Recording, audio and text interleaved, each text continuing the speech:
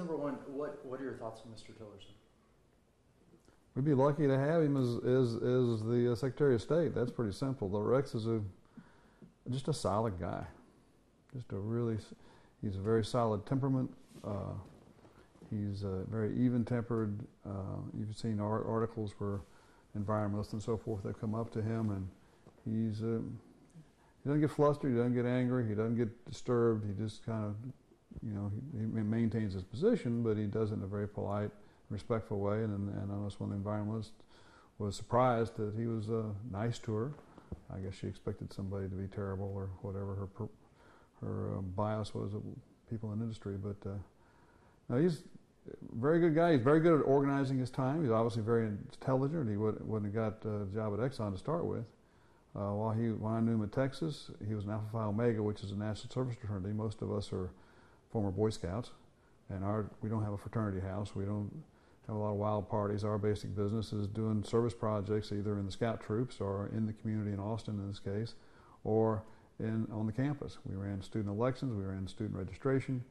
We had a lot of different projects on campus that we did. We did a lot of charitable projects off campus, the community. We re-roofed a house for orphan girls, no cost to the girls. We raised the money, bought the shingles, sent 50, 60 guys out there, and one morning we roofed the whole house. I mean, it was kind of amazing, or the dormitories. And so it was a big organization. We had about 150 actives when I was there, and about 50 pledges. And we required the pledges to work like 35 hours each semester as part of their pledge requirements. So when Rex came in, he had to do that, and he was also in Longhorn Band. And if you know Longhorn Band, a very large organization, about 500 individuals, and to prepare for a football game, it takes a lot of work.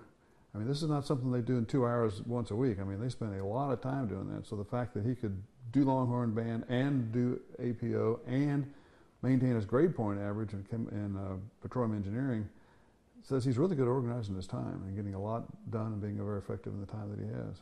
You said he came from humble beginnings. Yeah, his dad worked for the Scouts, and I think his dad worked several different places, finally in Huntsville. And basically Rex grew up in the summers on Scout camp because his dad was running a Scout camp. And Rex is just a Boy Scout through and through. I had a good opportunity a year or so ago. He came to speak at the Petroleum Club for a Scout lunch. And I took some of my Scouts. I was a Scoutmaster at a troop over in the 3rd Ward. And Rex talked about scouting and the importance of scouting, how it builds leadership in young boys, and talked about the simple parts of scouting. Scout oath and law, do my duty to God, do my duty to country, do my duty to self, be morally straight and physically strong, and the Scout law, the 12 points, trustworthy, loyal, helpful, and so forth. So all I've known of Rex early on and more recently is that's how he lives his life, and that's how he encourages others to live their life, is that if you follow Scout oath and law, you're going to be in good shape. You mentioned in reading some of these articles his interaction with Russia. Do you think that will be a problem when it comes to confirmation hearings, that he seems to be not holding hands with but friends with Putin? Well, I certainly hope not. I've done a lot of international deals myself, and I would say that, I mean, I'm sure you've probably done deals with people too. The fact that you deal with someone doesn't mean you're a best friend. It means you're able to actually come to an agreement where they get some of the things they want, you get some of the things that you want. And the better test is after the agreement is made, how does it work out? Because that gives you a really good insight into the character of the person you're dealing with, what their tendencies might be, things you might need to watch out for. So, I mean, obviously way removed from that part of the process, but if I was going to evaluate somebody like that, I would feel more comfortable with somebody that had a long history with someone, and the fact that they would have a better knowledge about that person than they would if they had never met the person. Is there anything else you wanted to say that I should have asked you? No, obviously I think Rex is a really great guy. I think that when voters are always angst about why can't we get better people in politics, I think this is an opportunity to actually have a really good person get in there. And so I'm just kind of curious as to why they're not looking at the positives and everybody wants to just focus on the negatives, because I think there's not very many negatives. I mean, I haven't seen anything negative, and I'm not aware of anything negative about Rex. But I'm aware of a lot of positives, and I hope we get an opportunity to see how things work out with him. Thank you. Easy question. Say and spell your name. Oh, James, last name Flodine, Flodine. And international business lawyer, is that the best way to put it? Yeah, I was a pipeline guy, got my MBA, and then got my law degree at night school, and then I worked for oilfield service companies. Western Atlas is my last gig, and we had business in 34 countries, so I spent a lot of time traipsing around the world doing deals. I have the last question in the world that you would expect, that you mentioning that you were a scoutmaster in 3rd Ward. Do you know, where would I get rid of some Boy Scout stuff that I don't need anymore that might help? I want, and you mentioned if you call the Sam Houston Area Council, I believe they've still got a deal set up there where you can donate Scout camping gear, and they will make sure it gets to Scouts who need it. We have a great outreach program at Sam Houston Area Council, and it's not just 3rd Ward Scouts. We have a lot of Scouts in minority, East End and Northeast End, Aldine and so forth. A lot of Scouts need equipment, and it would be well put to use. Okay, I will call them. Your thoughts on the governor as the pick for energy secretary? I think it's a great pick. Donald Trump picking Rick Perry to be head of the Department of Energy is obviously under Rick Perry's leadership as governor. Texas continue to be a great national leader in producing energy for the country. So hopefully we'll be able to replicate that on a national level. What do you think this will mean for the Texas energy industry? I think we know that providing energy for the country and for the world, in fact, is something that we're able to do from Texas, and Texas is a major energy supplier. Rick Perry appreciates how important Texas is to the overall energy supply picture, so it's great to have him in as Department of Energy chair. We know he had not necessarily the biggest fan of the energy department. Any prediction on what he could do there? Well, hopefully they make the if the Department of Energy even continues to exist, if it's necessary, make it efficient, maybe actually help us produce energy. I think that's been part of the problem, is Washington hasn't understood how much we need energy here to make everyone's lives better. And so Texas understands that, because we're such a leader in supplying energy for the world and for obviously for all Americans. So Rick Perry understands that. Maybe he can help the folks at the Department of Energy understand that as well. Any thoughts on Tillerson? I think Rex Tillerson's going to be a great pick. It's great to have somebody from Texas also in the cabinet. How surprising is it that you're looking at this many Texans at the top of the list? Well, Texas got a lot of talent here, and I think a lot of very good conservative talent. It's good to see Rex Tillerson also being part of that. I think he knows how to deal with foreign leaders in a very productive way, and I think he'll do a great job of it. For sure. Okay. Good. How do you get the name T-Rex since you gave that to me? In 1990, the year before Enron imploded, Jeff Skilling, their then president, made a speech in which he said that all of the major oil companies needed to be broken into 1,000 pieces, and that they were dinosaurs and needed to be broken into 1,000 pieces. And just before Mr. Tillerson took over as CEO of ExxonMobil, I was thinking one day that his last name started with T and his first name was Rex, and he was going to take over the biggest dinosaur of them all. And I thought, that's interesting.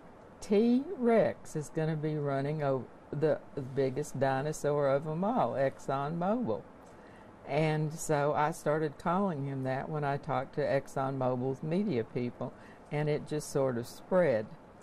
And the first time I interviewed him, I told him that the journalist had a nickname for him. He figured out pretty soon which journalist came up with a name, and he thinks it's kind of humorous. What is the read in the energy industry of the idea that he could become Secretary of State? Oh, he's widely respected in the energy industry, and in the industry he's considered very highly qualified and will do a very good job in that position.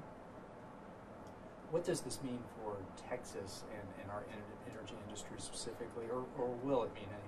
I don't think it'll mean anything specifically for the Texas energy industry, because he'll be representing the United States government in the interest of the government, not of the U.S. energy industry, in his efforts as Secretary of State. As far as Governor Perry possibly becoming the Secretary of Energy, thoughts there?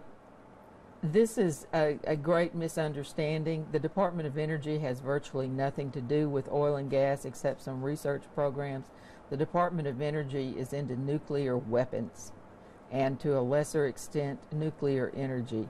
And so if Governor Perry thinks he's going to go up there and set policy as to drilling and production in the United States, he needs to read about the Department of Energy's mandates.